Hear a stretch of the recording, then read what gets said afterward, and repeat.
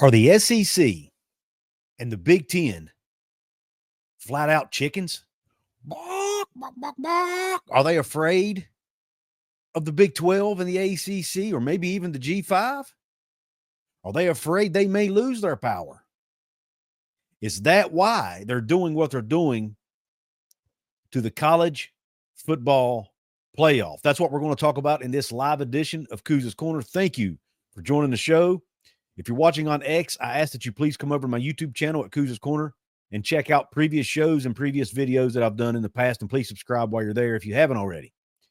I want to give a quick shout out to my sponsors, Cats, Cantor, Stone Street, and Buckner, and BetUS Online. And I'm looking forward to having this conversation with you about why I think, or a theory I have anyway, about why the Big Ten and SEC may be doing what they're doing. It's something that I kind of had an epiphany about today as I was driving, doing my job, listening to some podcasts, some other shows, which we'll talk about in a minute. And I thought, man, why are they doing this? It doesn't make a lot of sense. And then it came to me, a light bulb moment. I had a light bulb come on while I was driving, and I think maybe we may know the reason. And that's what we're going to talk about today. But before we do, I do have to give a quick shout out to one of those sponsors. So stay tuned. I'll be back in, about 40 seconds. Since 1931, the attorneys at Cats, Cantor, Stone Street, and Buckner have been the voice for victims who have suffered serious injury or death. They have a fierce passion for truth and justice and a sincere compassion for those who have been wronged by others.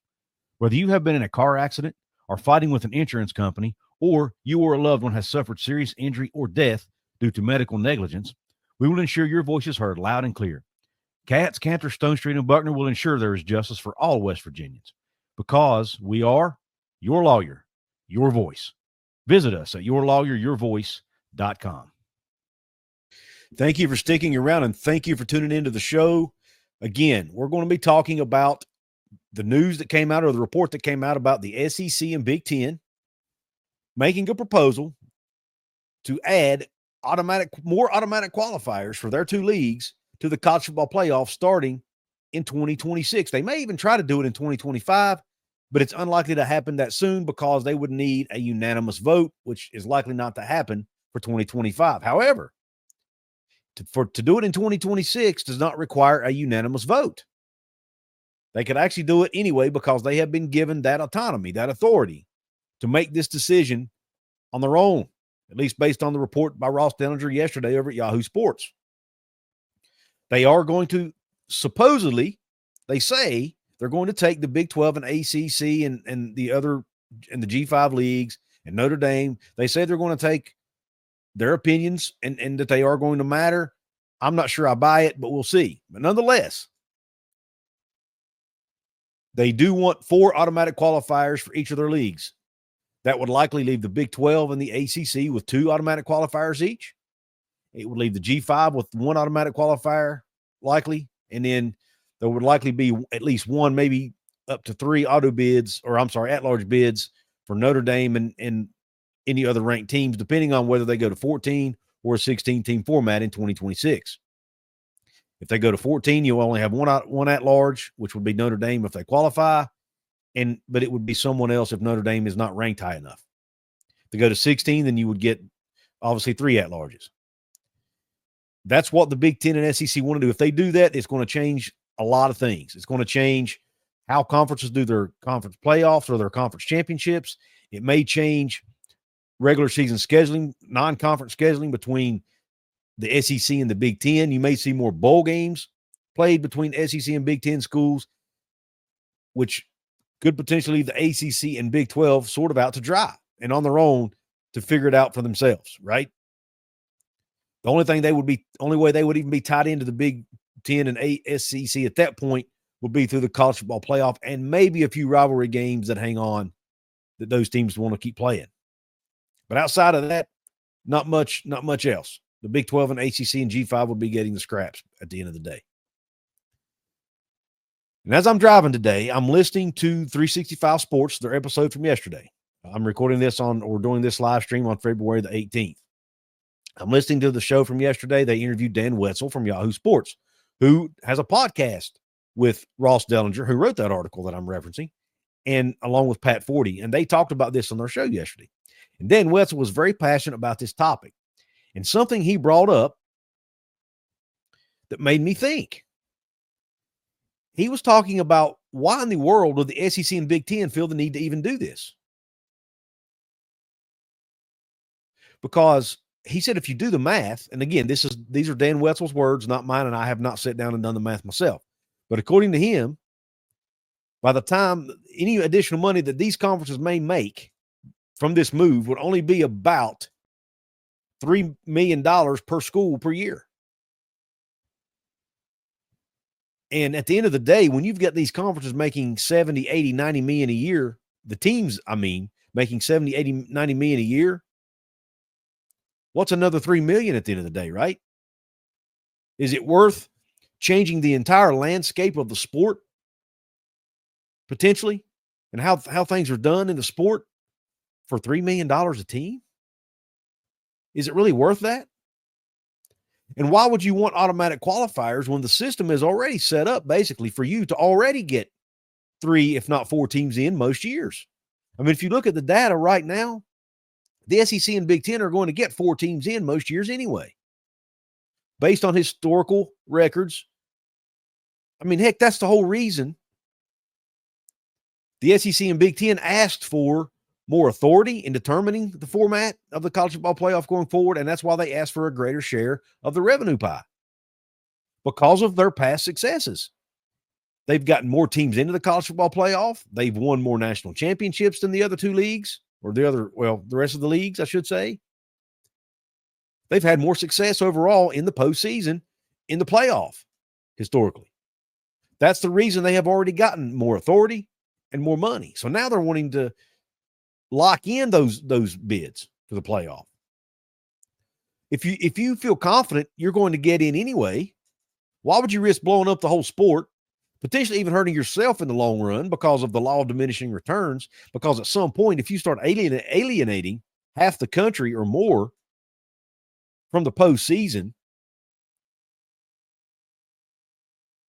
and pissing everybody off that's not a fan of one of your teams, which is about 75% of college football, by the way. Why would 75% of college football fans, I should say, why would you risk alienating those people, making them mad, making them want to tune out, maybe to the sport altogether or the college sports altogether because they're not happy with the way it's going? Why would you risk all of that just to get your teams in that you're probably already going to get in and to only make another $3 million?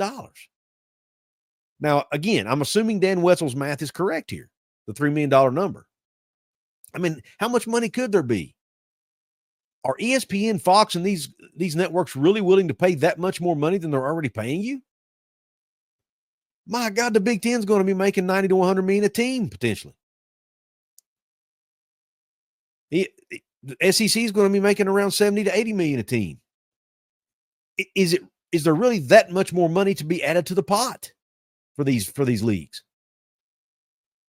I mean, what's another 3 million on top of that at the risk of blowing up the entire thing? I don't understand why it's worth it to them.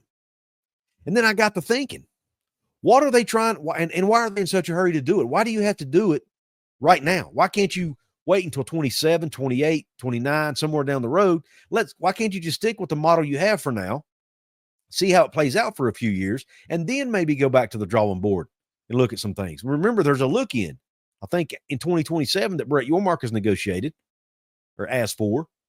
And by the way, Brett, stick to your guns on the look in. If you have to give them these 4 automatic qualifiers, stick to your guns on the look in. Anyway, I digress. Why in the world would they want to do this? It doesn't make. Why are they in such a hurry to do it? And then it dawned on me. Wait a minute.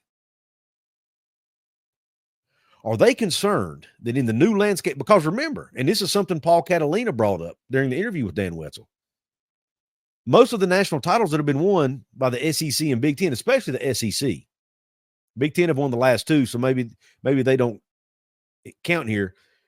But the national titles that were won by the SEC, or at least most of them, were before the NIL and transfer portal eras. So it got me thinking. With the NIL and the transfer portal, and now with the house settlement coming down the pipeline, where there could potentially be a little bit more parity in college football, at least a little bit more than we have now, especially in the NIL space. Are the Big Ten and especially the SEC concerned that they may not be able to maintain getting 3 to 4 teams in or 4 teams in the college football playoff each and every year in the future? Is that why they're wanting to lock this in? They're wanting to lock in those automatic qualifiers because they're afraid they won't get that many teams in the future, because they're afraid, hey, look at a team like Texas Tech, who's been able to go out and spend a ton of money on NIL to bring in one of the top 3 portal classes in the country. Maybe they're afraid of teams like that who may catch up to them in NIL and maybe be able to compete with them on the field in the very near future and in the long run, in the long term as well. And they don't want to give up that spot. They don't want to give up their dominant position. So they're trying to ramrod all this through, flex their muscle that they have now, because in 10 years from now or even 5 years from now, maybe that muscle will shrink. That's why I said on my thumbnail, are the SEC and Big Ten afraid? And I put obviously an arrow to Greg Sankey as kind of my attempt at a joke, I guess you could say, or to be funny. But is there some truth to that? Is there some truth that they fear that the house settlement could bring more parity? NIL could help bring parity. The transfer portal may help bring parity, and therefore they may lose their dominant position in college football and in college sports in general. Because let's face it, the SEC has now become, at least this year, and you could argue last year, the top basketball conference in America as well. Are they afraid of losing all that if they don't go ahead and lock in these automatic bids? And for that reason, myself, who I've been for this 4-4-2-2-1-1 model, but the more I think about this, the more I think that the ACC and Big 12 and the G5 along with them should call the Big Ten and SEC's bluff and say, we're not giving this to you. If you want to go off and do your own thing, go ahead. Because I don't know that at the end of the day if they would actually do it. And I don't know if ESPN and Fox would want, and their network partners would want them to do it. But would they really want to alienate all these other college football fans out there and leave them out of the picture? Would it really benefit the networks to do that? I'm not sure that it would. I'm not sure it would. I just thought this was very interesting. This was something I wanted to bring to you guys. This is not a super long topic here. But I wanted to bring this to you guys in this live edition. I haven't done a live in a while, so I thought it would be a good opportunity to do so. Now I will get into reading your comments. Be sure to, if you want to make sure I see your comment and read your comment, you can drop a super chat, hit the $ near the chat box where it says say something or comment, whatever. It'll highlight your comment. It'll also make a small donation to the channel, which really helps me out. It helps me keep the lights on. If you're a VIP channel member, you have a badge beside your name. I will also give you first dibs on your comments as well. And then I'll read other comments as I can.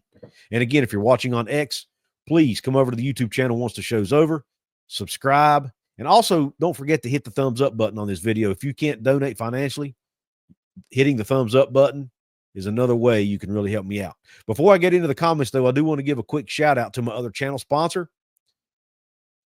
BetUS Online. Right now, BetUS is offering a 150% sign-up bonus on your first deposit with promo code YouTube150.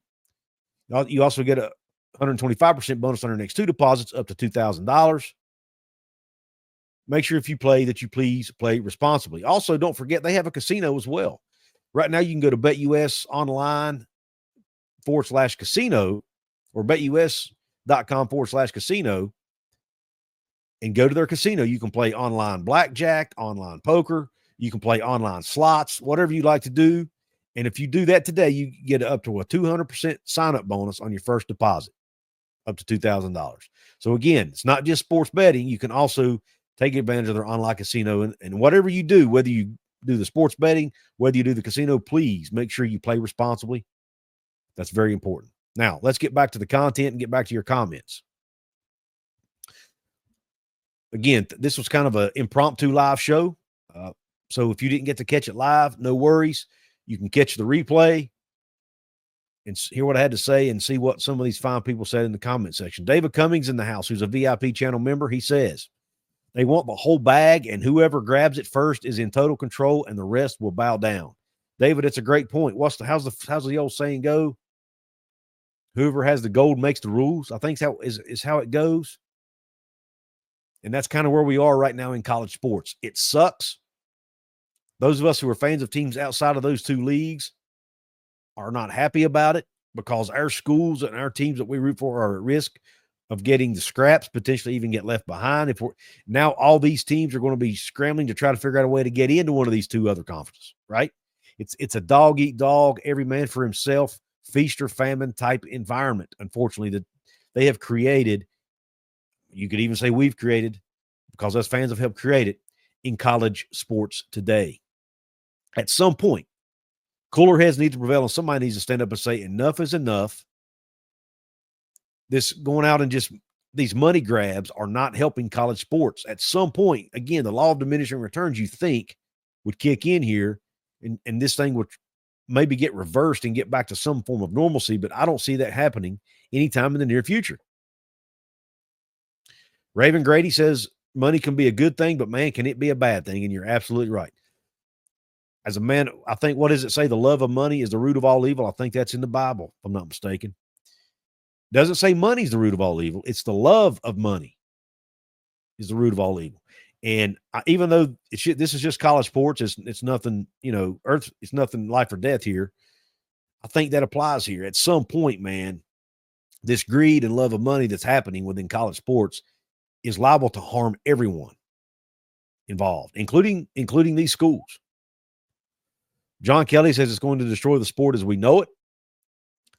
Several streamers and fans of the Big Ten and SEC are opposed to the extra auto bids. They are, John, and that's another thing. And I've even The Athletic put out an article about this topic as well, and I was reading it this morning, and they even talked about how there are actually some ADs and coaches in those two leagues, mainly the Big Ten, I think, or the SEC rather, who are not on board with this. They actually understand that this is not good for the game. This is not good for college sports, for them to have all this power. And another thing, if you're one of the schools, let's say you're a quote unquote bottom tier team in one of these leagues. Let's say you're Vanderbilt or maybe Mississippi State or Kentucky, or just name a team who doesn't have the same level of success as the Alabamas and the Georgias of the world. Or if you're the Indianas or the Minnesotas or the Northwesterns, this might lead to you being more fearful that you're going to eventually get left behind or kicked out or relegated.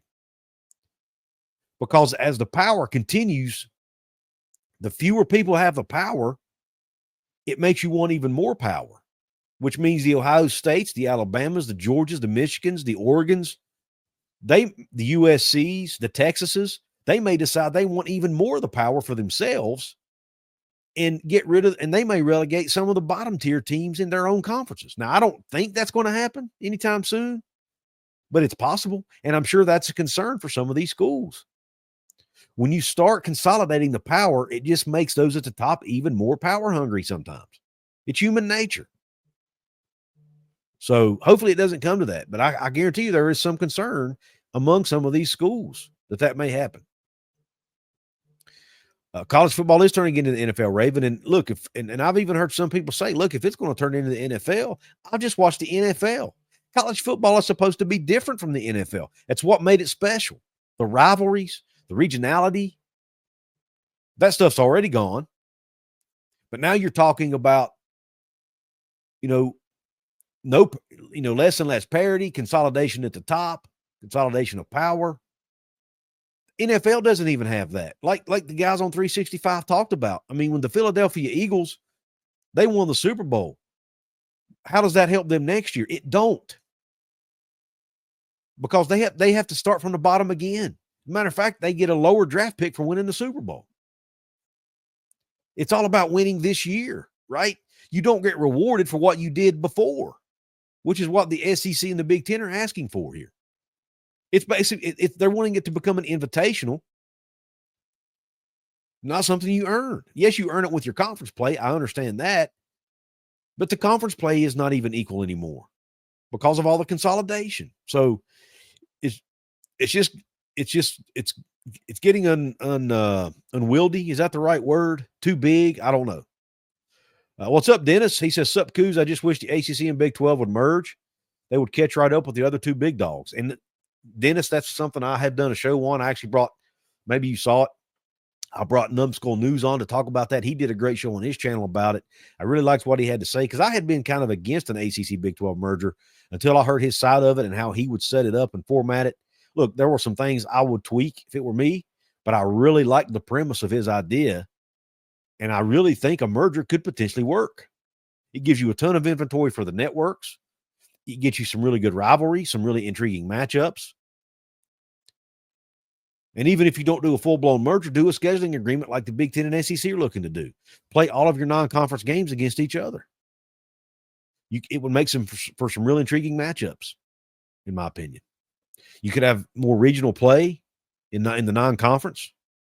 And if you merge, you could actually get back to more regional play in conference in a lot of cases. That's what I like about a merger is it gets you back to that regionality, potentially. You put the Texas schools together in a pod or a division. You could put the former PAC schools together in a pod or a division. You could put, West Virginia in a pod or division with their former Big East foes like Virginia Tech and Pitt and others. I mean, there's just so many ways you could set it up to work and be better for everybody, in my opinion, for the networks, for the schools, for the fans, for everybody. And everybody wins in that regard, in my opinion, except maybe I know some people would probably lose their jobs because you don't need a conference commissioner or two conference offices, two commissioners or two conference offices for one big conference. But at the end of the day, I think it would be more beneficial than not. So, Dennis, I'm with you, man. Bob Swanger says, "I don't agree with it. My only question, why did the Big 12 and ACC agree to give them that much power?" Bob, that's exactly something I talked about in my last video. I don't know, man. My understanding is the SEC and Big 10 basically threatened to take their ball and go home and do their own thing. And the Big 12 and ACC, I guess, weren't willing to call their bluff on that and were scared they would actually do it. So they agreed to give them the power. There's also been some talk that, one of the quotes in the Athletic article, I think, was talking about, and again, I don't know if it was the Athletic article or the ESPN wrote an article about it too, Heather Dinich. So I apologize. I'll leave links to both of those. That way you guys can check them out. But there was one quote that talked about how, like I mentioned earlier, whoever holds the gold makes the rules. And there was also talk about they need somebody that's willing to oversee this thing, put some guardrails around everything and control it, so to speak. And right now there is nobody who's doing that. And I think in their minds, if the Big Ten and SEC are willing to step up and be that, I think some of them trust them enough to do that. They feel like they're not going to leave them hanging. I don't trust them that much. Why would you trust them that much? I don't. Now, I've heard a lot of people say that they think that deep down that Greg Sankey does have the health of the overall sport in mind. But here's the problem. Just because he doesn't mean the presidents and chancellors he's working for do. And at the end of the day, that's who he has to answer to. So if the presidents or chancellors only care about their individual schools and their conference, then they're not going to make decisions based on what's better for everybody. They're going to make decisions on what's best for them. And Greg Sankey has to abide by that because he works for them. And even I've gotten on here and I've thrown verbal darts at Greg Sankey. I've bashed Greg Sankey. I've called him greedy. And I've raked him over the coals, so to speak. But at the end of the day, it's really not his fault. It's the people he works for. Thomas James says Big 12 and ACC need to work together just like the Big 10 and SEC. I totally agree. Let me see if any other VIP members have left comments. I don't see any, so let's keep going. Jay Bird says, Bob, I'm not sure the ACC and Big 12 had a choice with all the scheming Sankey was doing behind closed doors. What's up, Riley? Thank you for joining the show. John Kelly says he can see lots of legal issues, possibly Congress getting involved. Yeah, John, Congress is going to need to get involved probably to stop all this madness. But as far as the legal perspective, though, here's why I don't think anything will happen legally. Because if, let's say, the Big 12 and ACC decide they want to file a lawsuit against the SEC and the Big 10, well, then that opens the door for the G5 to turn around and sue them because, you know, they're trying to separate themselves from the G5 as well. Now, there's the gap between the ACC and Big 12 and the G5 is a lot smaller than the gap between them and the P2. But still, there is a gap. And, you know, you're opening yourself up. You know, you don't want to be a hypocrite either, right? The Big 12 and ACC are just trying to make sure they don't get left completely behind in this whole thing. So that means they may try to separate themselves from the G5. And of course, you got the FCS schools out there as well that could file suits. And I don't think anybody wants to open up that can of worms. Money can't buy happiness, says Riley. Money has sunk into all of these people's heads, and that's all they want. Look, I have no issue with them trying to make more money and help their schools out. I get all of that. But again, at some point, you've got to do what's best for the whole entity, because you don't want the entity itself. If the entire entity of college sports dwindles or declines or goes too far with some of this stuff, then everybody may lose out on it. Everybody may end up being hurt at the end of the day. Now, maybe they don't think that'll happen, and I'm not an expert. Maybe it won't happen. Maybe there are enough casual fans out there who would keep the whole thing going. You know, sports betting's a big part of that, I'm assuming. You know, I just don't know. I don't know if I just don't see how the law of diminishing returns don't eventually kick in here. P. Digits in the house says, sadly, it's inevitable. I don't see where ACC and Big 12 merging would be beneficial. I think everyone needs to focus on getting into Big 10 SEC. We get more behind each year. You're not in a super conference. The problem is, though, P. Digits, not everyone's going to get into the Big 10 and SEC. Matter of fact, maybe nobody else gets in. I don't know. I do think there are a handful of schools who may. But, you know, a conference getting more than 20 teams in it at some point, does that make any sense financially for these schools? And two, are there any schools out there who can increase the value of these leagues anymore? You know, my team, West Virginia, for example, they're not worth, and I hate to say this, but I don't think they're worth 60, 70 million a year that the SEC is making. Now, maybe they are. I don't know. I don't think they are. They're not getting into Big 10 because the Big 10 is not going to take them because of their academic differences and the way they their academic values and their academic goals and missions are completely different in West Virginia than they are with the Big 10 schools.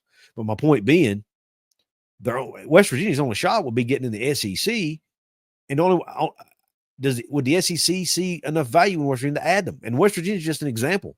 You could throw Oklahoma State, Texas Tech, Kansas State, maybe even Kansas, most of the ACC schools into this same argument.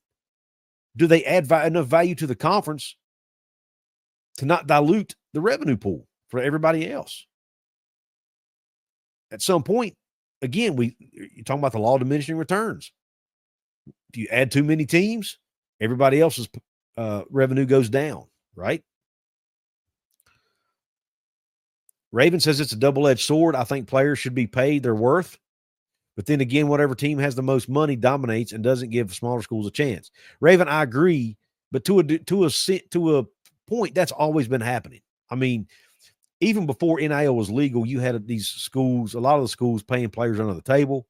You know, I'm sure you've heard about the McDonald's bags and bag men, things like that, where they hand players cash in bags. I mean, this stuff has been happening forever. It was just done under the table. And now it's done above board. At least most of it's done above board. So to a degree, but I understand what you're saying. It could get worse. And I think that's the trap we're falling into here is it could get worse. And like I say, right now, the Big 12 and ACC are being allowed to stay at the same table with the Big Ten and SEC. And if I'm the ACC and Big 12, I may just say, you know what, if you don't want to keep us on at least close to equal footing with you, then you go ahead. You go do your own thing if you want, because we're not giving in to any more of your demands. Because if you give an inch, have you ever heard the phrase, if you give an inch, they'll take a mile? I think that's where we are right now in college sports. Dan and Reese says, every time I hear you talking about conference realignment, it makes me depressed and mad at the greedy SEC Big Ten. Why can't things just go back to normal? I just want Big East back.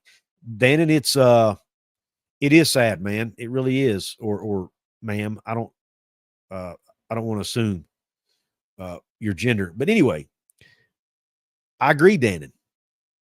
It can be depressing if you let it. I just try to enjoy the moment, enjoy my team still being a Power 4 school, enjoy the games on Saturday and all the off-season stuff, just enjoy cheering for my team. I try to focus on that. But if you sit back and think about it, yes, it's a little depressing. It can be. Absolutely.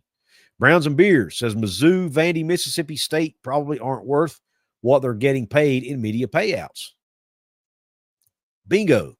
That's my whole point, Browns and Beers, who, by the way, you see the badge beside his name, means he's a VIP channel member. If you want to become a VIP member, hit the join button below. Take advantage of the perks, which are, if you're a club level member, that includes early access to some content. It also includes, you also get first dibs on your comments in live chats.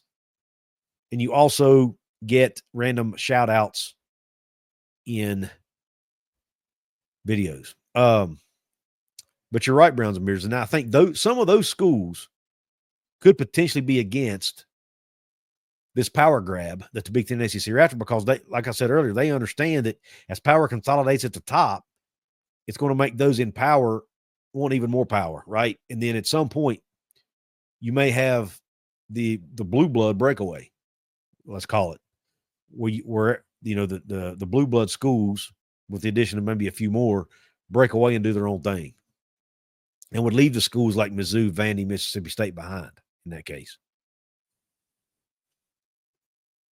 Riley says, Couz, do you believe that they should give the smaller schools more of a chance and time to prove their point, or however to prove themselves or show what they're made of? Yes, I do. And now there is a look-in 2027, supposedly, that Brett Yormark asked for, where they would go back to the table and reevaluate everything after the first few years of this extended CFP. Now, that could be a good thing or a bad thing, because if the Big 12 is able to prove themselves, or the ACC for that matter, if they're able to prove themselves and have some success in the CFP, maybe even win a national title, then maybe they come back to draw more and say, okay, now we deserve a bigger piece of this pie because we just won. We've been successful. We've proved our worth. The flip side of that coin, though, is this. What if you don't have success? What if you get your tail kicked in, year in, year out, and you never get out of the first round?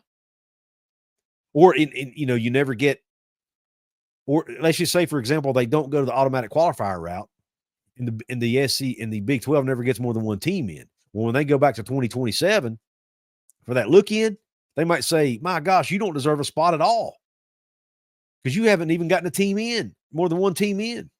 So that's why I think the Big 12 and ACC will probably accept this deal to get 2 automatic qualifiers, because in the back of their mind, they may be thinking, if we don't, we're not promised 2 spots most years.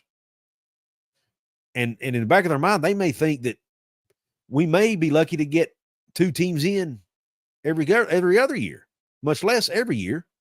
So maybe we should take this deal. I think that's probably what's going to happen here. But it's all stems back to what we talked about earlier, and that's the fact that the Big 12 and ACC gave the Big 10 and SEC all this power to begin with, and where they could actually make the rules. And I think that was a huge, huge mistake. I really do. Thomas James says Clemson is working on AAU right now. I've heard Florida State's doing the same. Raven wants the Big East back. P. Digit says, paying under the table, don't say it happened. Eric Dickerson just drove his grandmother a brand new Pontiac Trans Am around Dallas and the SMU campus. Oh, Pete Digits, that's funny, man. Mr. Ed Weiner says, in my opinion, FBS should just divide into 3 divisions and have their own CFPs. I don't mind. I don't hate that idea at all. You have you have the Big Ten and SEC. Maybe you even shed some of the quote unquote dead weight from those leagues. You have the tier 2, which would be most of the Big 12, most of the ACC, and maybe even the bottom tier teams in the Big Ten and SEC, maybe even a few G5 teams thrown in there. Then you have the G5 who has their own playoff. I wouldn't hate it. I wouldn't hate it at all. I mean, I would prefer it not to happen. I would prefer the Big 12 and ACC keep their seat at the table.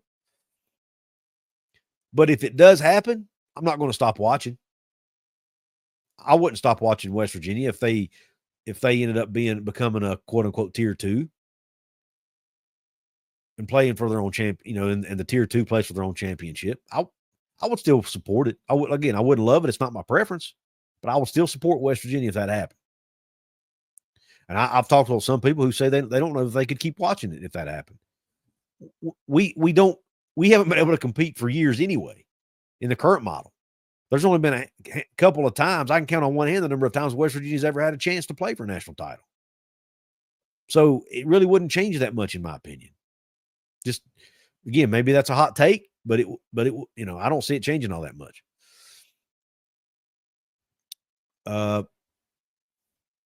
Riley says, however, what way do you think they're going to reevaluate everything if they do? I just think they're going to take a look, Riley, and they're going to look at the formatting to see how everything's worked as far as the buys, the first round access, as far as how many times do they play on home fields versus neutral sites? How many buys do they get? Do they bump it from 14? If they go to 14, do they bump it up to 16? I think they'll look at those types of things. And then I also think they'll look at, like I just talked about, if they do they say they do the automatic qualifier model, 4-4-2-2-1-1. If they go to that model, do they change it after 2027? Do we have a few years where, let's say, for example, a number 6 team from the Big Ten gets in over the third place team in the Big 12, because of the way they do their conference play-in games and they win their way in. And then you look at it and go, wait a minute. There's no way the 6th place team in the Big Ten was better than the 3rd place team in the Big 12. We've got to change it. There are things like that. Or maybe the Big 12 or ACC is fortunate enough to win a national championship or 2 in the next few years. And then they have more leverage when they go to negotiate these things. Maybe they even ask for a little more of the revenue percentage, right? A little more of the revenue pie. But those are all things I think could be on a negotiating table when they go do that look in 2027. Stanley Metz Jr. says, late to the party. 2 guaranteed spots is good, but if it's the last I heard of 2 each of Big 12 and ACC and 4 for ACC and Big 10, I don't like that. I think Big 12, ACC 2 each, and SEC Big 10 3 each. I'm good with that. And Stanley, that's something else I've thought about too. I would have much less issue with 3 than I would 4. I still don't love it, but it's better than 4. I mean, you could go to a 3-3-2-2-1-3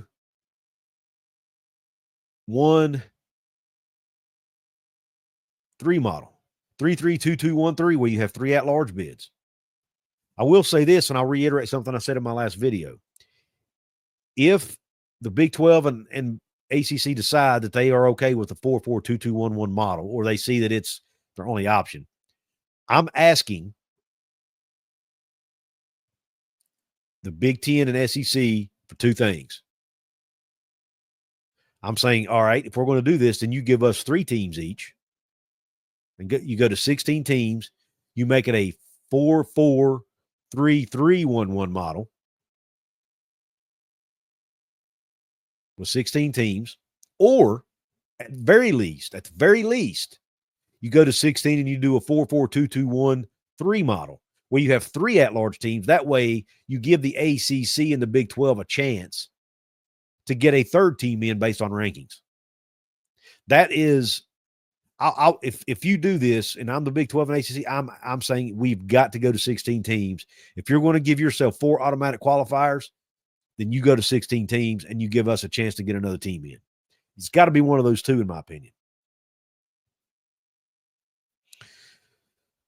P. Digit says things are already in motion. It wouldn't matter if an ACC or Big 12 team won a natty 3 times. They've already gave up their power. They have, P. Digits, but like I said, I was referencing that look-in clause that's supposed to be there for when they go back to the negotiating table potentially in 2027. That could still be on the table. That's where that would matter.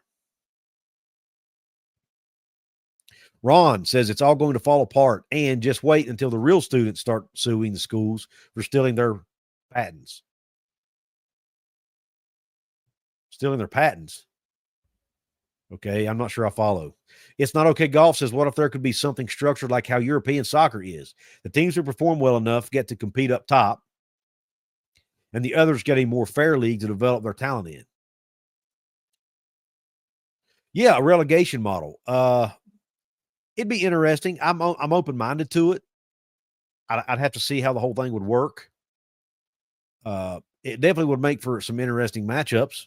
You know, I think it would make the teams in the lower tier, it would make their games mean more at the end of the year, or really all year, really, but especially at the end of the year, as you'd have one or two teams potentially getting to play their way into the top tier.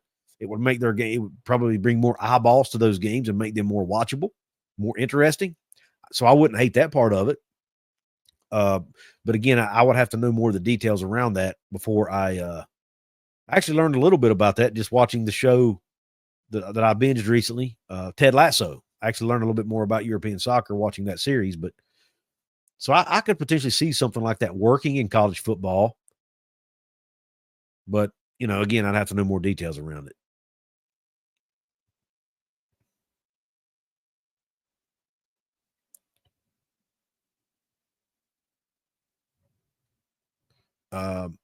Says, I'm a scientist. Grad students get their inventions stolen by the schools. Interesting. I didn't know that, Ron. That's a shame. That's really a shame. That shouldn't be happening. The students should be getting credit for those patents, for those ideas. John Kelly says, I thought Arizona State provided some pushback when they nearly beat Texas, at least competitively. Yeah, but the problem with that, John, is they didn't beat Texas. They didn't win that game. Had they won that game, maybe we have a little bit more leverage, but at the end of the day, they didn't, Stanley Metz Jr. says, with the look-in coming up, Big 12 needs to step up its game as a whole with a couple of teams becoming the new cream of the crop. I agree. Bob Swanger says, Couz, the problem with 3 at large is that the SEC and Big 10 will have a shot at yeah, that's right, Bob. They would, man. But if you look at this past year, for example, the SEC,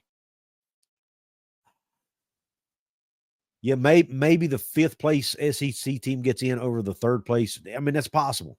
It's possible, but at least there's a chance there for you, Bob, where there wouldn't be if you're at 14, because Notre Dame's going to be guaranteed that spot as long as they're ranked in the top 14. And they're probably going to be most years because let's face it, they play somewhat of an easier schedule than some of the other Power 4 teams. No problem, Ron, with the typo. But yeah, I mean, I appreciate everybody's thoughts on this. I don't have a whole lot more to say on it. I think even though I feel better about getting 2 teams in than 1 for the Big 12, I just think at the end of the day, you have at some point you have got to stop giving the SEC and Big 10 everything they ask for, because they're just going to keep asking for more. You know what I mean? It's like a parent. At some point, you got to tell your kid no, because if you don't, they never stop asking, and they become spoiled brats, right? Well, the SEC and Big 10, especially the SEC, to me, seem kind of like spoiled brats. I'm not going to lie. And that's kind of how they're acting. Spoiled brats, bullies, whatever you want to call it. And the Big 10 and SEC, or Big 10 and ACC rather, Big 12 and ACC rather, have been giving into that too much and not fighting back enough. Now, I'm not in those meetings. Maybe they are fighting back and pushing back more than we think. But so far, it hasn't worked. And the Big 10 and SEC are basically just going to run the show from here on out. And it's a terrible place for college athletics, in my opinion. It's Not Okay Golf says play a 16-team NIT-like tourney. He says maybe the relegation structure needs to be for what schools are in one of the major 4 conferences. And then the top 4 in each conference go to a 16-team playoff. And then the 5th through 8th place can play a 16-team NIT-like tourney. That's not a bad idea, actually.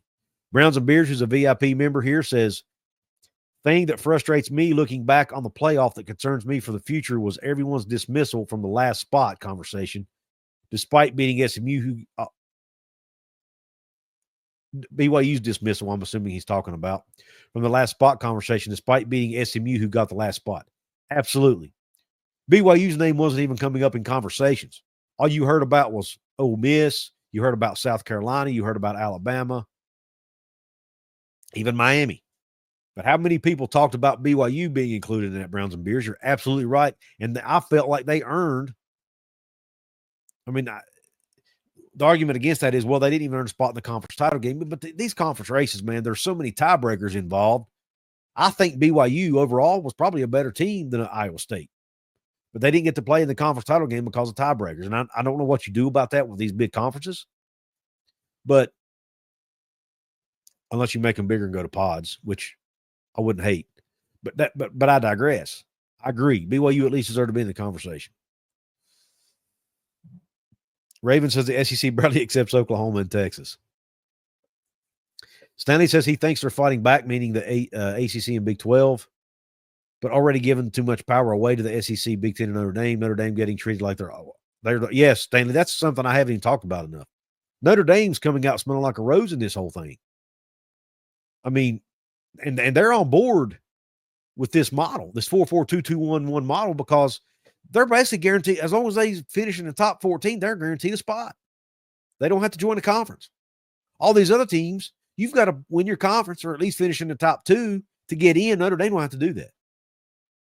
They can play 3 or 4 G5 teams, 5 ACC teams, and then maybe play Michigan and USC. Oh, and they get a spot.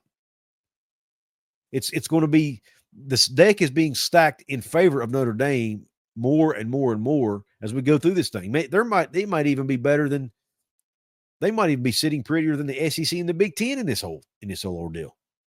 So yeah, that's another great point. Sam Ventura in the house. Thank you, Sam, for jumping in the show, my man. We're just about to close it out here, but be sure to go back and watch the replay of the show, my man. I will have that up shortly after the show's over.